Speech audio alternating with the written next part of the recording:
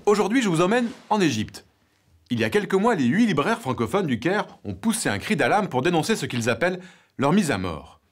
En Égypte, comme dans d'autres pays qui connaissent des bouleversements politiques, tous les livres importés de France devront désormais être payés d'avance. Et c'est impossible pour ces libraires qui ne disposent pas de la trésorerie suffisante. La mobilisation égyptienne a permis de faire reculer cette mesure. Mais pour combien de temps? Si les libraires ne peuvent plus proposer de livres en français, c'est la langue française qui en sera la première victime. C'est ce que nous explique Agnès de Biage, qui tient la librairie Oum El Dounia, au Caire, à 2 pas de la désormais célèbre Place Tahrir. La librairie francophone a un rôle central pour justement véhiculer cette francophonie. Il ne faut pas oublier qu'aujourd'hui, s'il y a une partie du globe qui est francophone, c'est parce que ce français a été appris à travers des livres.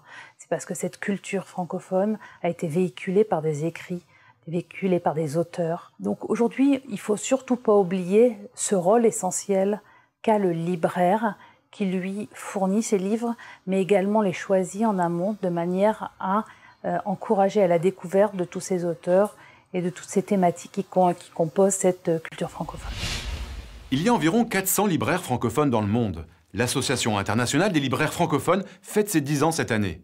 Son rôle, l'entraide entre les libraires, car la passion qui les anime ne suffit pas à les protéger des difficultés financières qui les menacent, notamment avec l'explosion des commandes de livres sur Internet.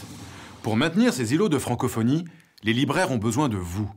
Alors, poussez leurs portes et demandez-leur des conseils sur des livres qui vous donneront envie de lire en français. Car comme le dit François Bunel, qui anime l'émission La Grande Librairie sur TV5 Monde, il n'y a pas de livre sans librairie et pas d'écrivain sans libraire. Allez maintenant, les événements majeurs à ne pas manquer, c'est l'agenda francophone. En France, à Paris, le Only French, festival de chansons francophones du 29 novembre au 2 décembre.